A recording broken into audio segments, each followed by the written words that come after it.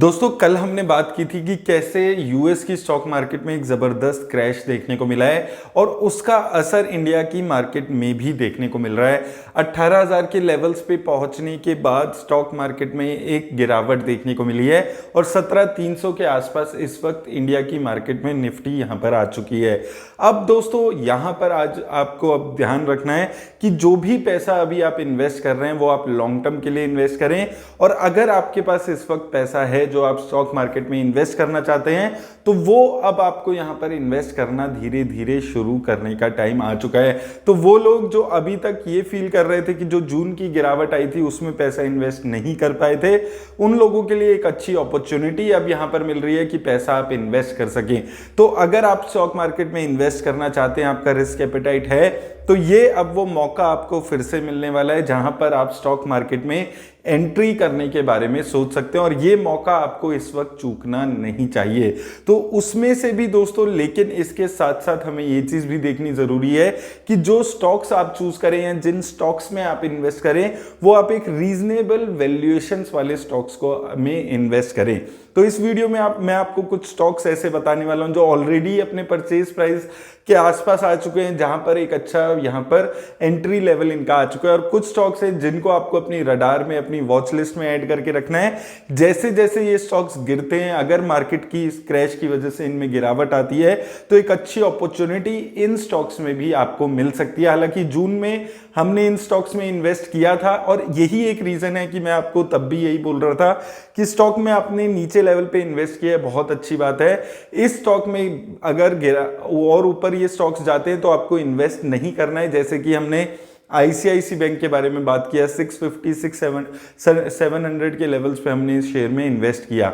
अब ये शेयर ऊपर चला गया था, जब 930 940 के आसपास चला गया था, तो मैंने आपको तब भी यही बोला था कि अब इस शेयर में और इन्वेस्ट आपको नहीं करना है, अगर इसमें गिरावट आती है तो आपको इन्वेस्ट करना है।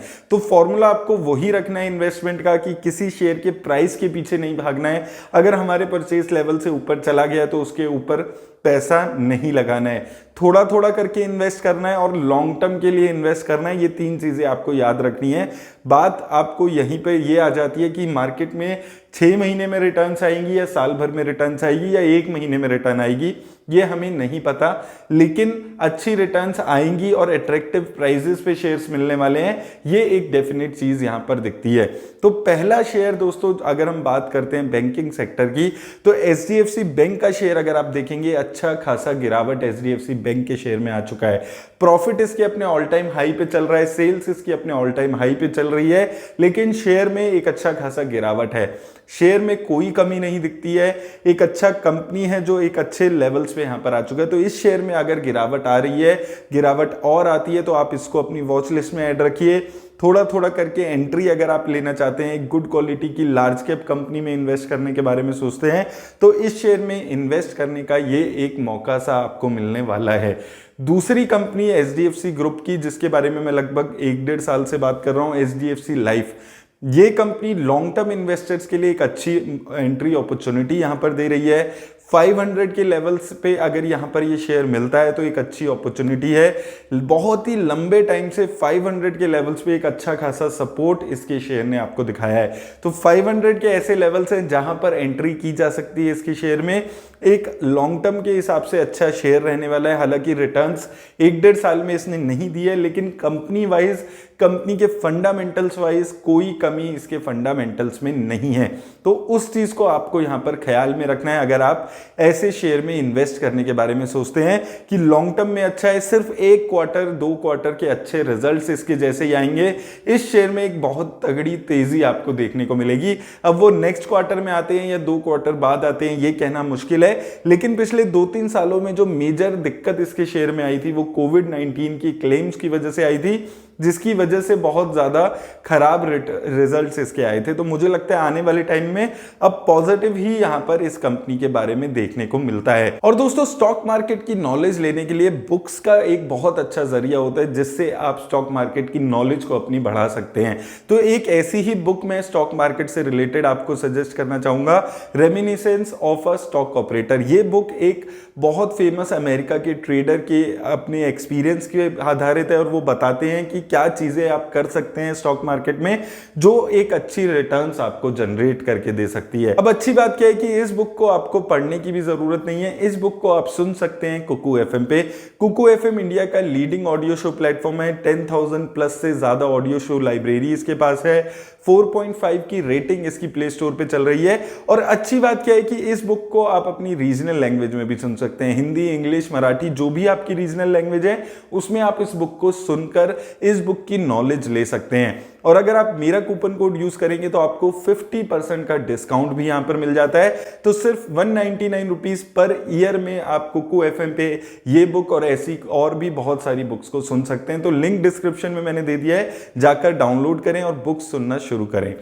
तीसरे शेयर पे अगर हम दोस्तों बात करते हैं तो तीसरा शेयर जिस पे हमने शुरू में भी बात की, आईसीआईसी बैंक, लॉन्ग टर्म में काफी अच्छी कंपनी है रहने वाली है। एक जबरदस्त सेल्स और प्रॉफिट की ग्रोथ इसके शेयर में देखने को मिली है।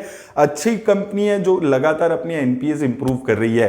तो अगर इसमें भी आपको गिरावट देखने को मिलती है, अगर एक अच्छी मीनिंगफुल गिरावट इसके शेयर में आती है तो इस शेयर को भी आपको चूकना नहीं है। इस शेयर में भी इन्वेस्टमेंट करने के बारे में आप सोच सकते हैं।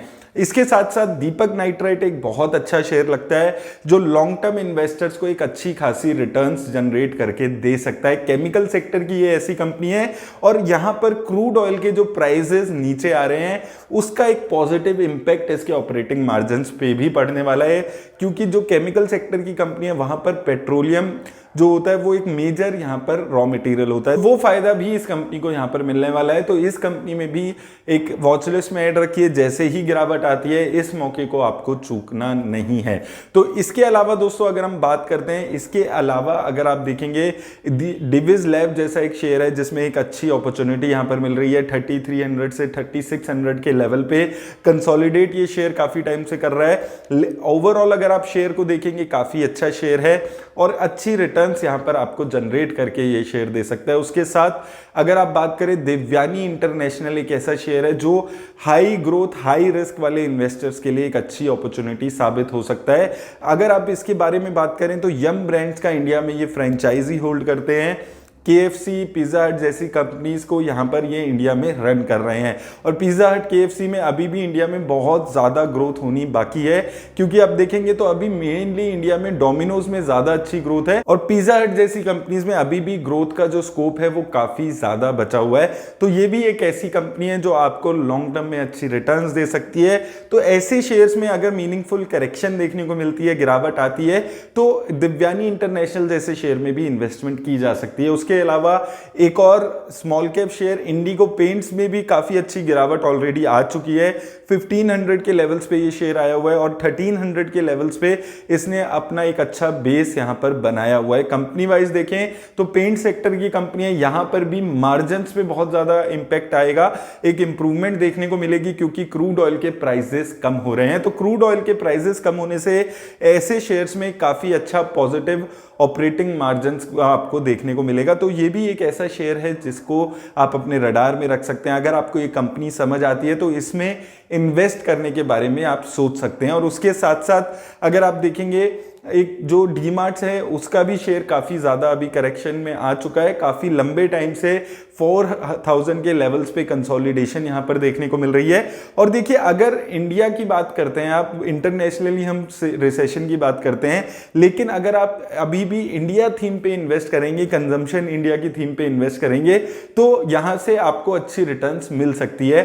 तो ऐसा ही डीमार्ट भी रहने वाला है जो इंडिया की कंजम्पशन थीम पे बेस्ड है और यहां पर भी आपको एक अच्छी रिटर्न्स यहां पर मिल सकती है अगर आपका जो टाइम हॉरिजन है वो यहां पर लंबे टाइम का है। तो दोस्तों ये कुछ शेयर्स है, इसके अलावा भी काफी सारे शेयर्स हैं जिसमें मैंने अलग अलग वीडियोस पे बात की है। उन सभी शेयर्स को रडार में रखिए। इन सभी कंपनीज फंडामेंटली अच्छी कंपनीज है, अच्छी ग्रोथ इन्होंने सेल्स और अपने प्रॉफिट में दिखाई है और आने वाले टाइम में ये कंपनीज अच्छी रिटर्न्स देंगी। और साथ साथ यहां पर इन कंपनीज में आपको एक लॉन्ग टर्म के पॉइंट ऑफ व्यू से अच्छी रिटर्न्स मिलेगी। आईटी सेक्टर पे अगर काफी सारे लोग पूछ रहे थे तो आईटी सेक्टर में अभी इन्फोसिस और केपीआईटी टेक मुझे काफी अच्छा लग रहा था। केपीआईटी टेक ऑलरेडी अच्छी रिटर्न दे चुका है, 500 के लेवल्स पे हमने बात की थी, अब 660 के लेवल पे आ चुका है। तो अगर केपीआईटी टेक में फिर से गिरावट आती है, आपको 500 550 के लेवल पे मिलता है तो अच्छी एंट्री अपॉर्चुनिटी हो सकती है। लेकिन आईटी सेक्टर में 5 से 7 साल का आपका नजरिया होना चाहिए, क्योंकि यूएस पे डिपेंड करेगा आईटी सेक्टर आगे आने वाले टाइम में कितना गिरेगा। तो आईटी सेक्टर में इन्वेस्ट करते हुए इस चीज का आपको खास ख्याल रखने की जरूरत है, क्योंकि मेन जो इंपैक्ट अगर यूएस में रिसेशन आता है तो इंडिया में आईटी सेक्टर पे सबसे ज्यादा इंपैक्ट आने वाला है। तो उस चीज का भी आप ख्याल रखिए। तो उम्मीद करता हूं दोस्तों इस वीडियो से आपकी हेल्प होगी। इन सब चीजों को आप ध्यान रखिए, थोड़ा थोड़ा पैसा इन्वेस्ट करते रहिए। ये एक गोल्डन अपॉर्चुनिटी आपको स्टॉक मार्केट में इन्वेस्ट करने के बारे में यहां पर मिल रही है। और दोस्तों कुको एफएम का लिंक आपको डिस्क्रिप्शन में मिल जाएगा। मेरा कूपन कोड यूज करेंगे तो 50% का डिस्काउंट लेकर आप पूरे साल अच्छी बुक्स सुन सकते हैं। मेरी तरफ से बस इतना ही दोस्तों, धन्यवाद।